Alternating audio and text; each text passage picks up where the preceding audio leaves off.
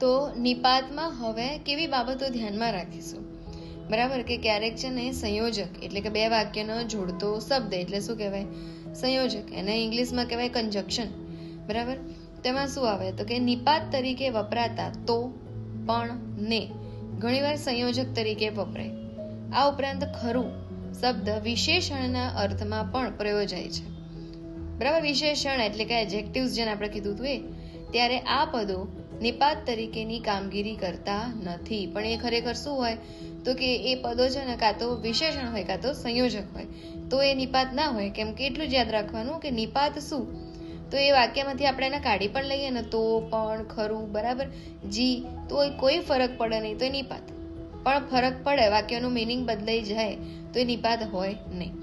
નીચેના ઉદાહરણ જુઓ તો કે નિપાત કયા, લાઈન તો હાથ વગી જ છે, એ અંતે પાસ તો થયો, હું પણ એની સાથે ભણ્યો છું, શૈલેષ આવ્યો તેથી પ્રશ્ન ઉકેલી ગયો ને, તમે મને કારણ કહ્યું ખરું, તેણે મને વાત કરી ખરી.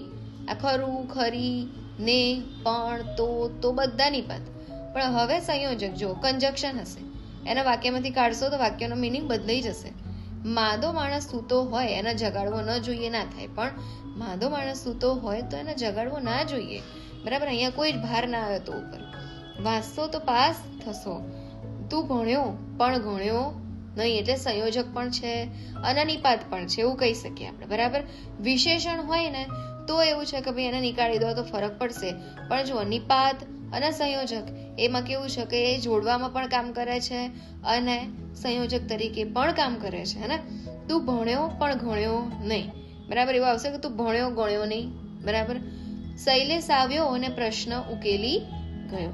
ઓકે, તો આવી રીતનું છે કે નિપાતની જગ્યાએ હવે સંયોજક મેં વાપરી શકાય. ઓકે, હવે શું છે કે જો વિશેષણ, તમે મને ખરું કારણ કહ્યું, બરાબર, તમે મને કારણ કહ્યું, પણ કેવું તો કે ખરું કારણ કહ્યું, તેણે ખરી વાત કરી.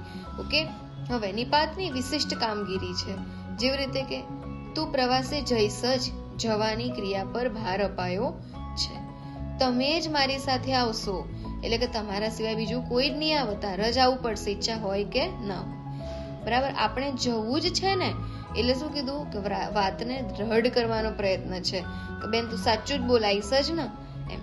કામ કરનાર જ સુખી થાય, એટલે કે કામ કરનારની મહત્તા બતાવાઈ છે. એવું તો આપણાથી કેમ કહેવાય એ જન, બરાબર, એટલે કે એવું આપણાથી કહેવાય ખરા કોઈને એમ, બરાબર. તમે મારી સાથે આવજો એટલે પણના અર્થમાં બીજાની જેમ હું પણ એમ, મારે પણ તમારી સાથે જ આવવું પડશે એટલે કે એ જન.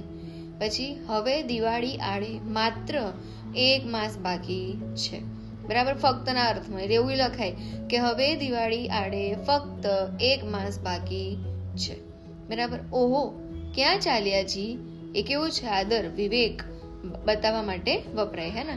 આવા વરસાદમાં મને ઊંઘ આવે ખરી, સૌનો હકાર છે એવી શ્રદ્ધા. ગુરુજી અંદર આવું કે, એ સંમતિના અર્થમાં પૂછ્યું છે ગુરુને. અંતે તું સાચું બોલ્યો ખરો, બરાબર, એટલે કે અંતે તું સાચું બોલ્યો ખરો, હાશકારાનો ભાવ વ્યક્ત થયો, બરાબર, એટલે કે મને એવું જ હતું કે તું ખોટું બોલીશ પણ અંતે તો તું સાચું બોલ્યો એમ, બરાબર, એટલે હાશકારો થયો.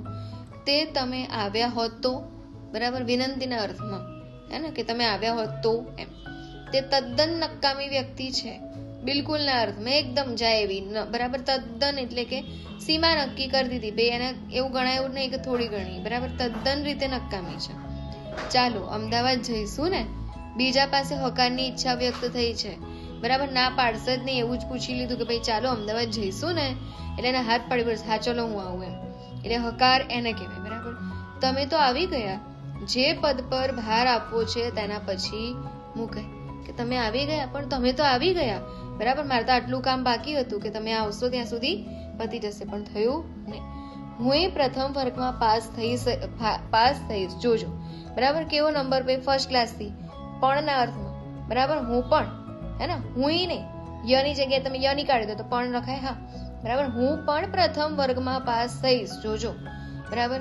તો બીજાની જેમ એમ કે હું બીજો પાસ થશે તો હું આવી શકું છું પહેલા નંબર ઉપર, બરાબર.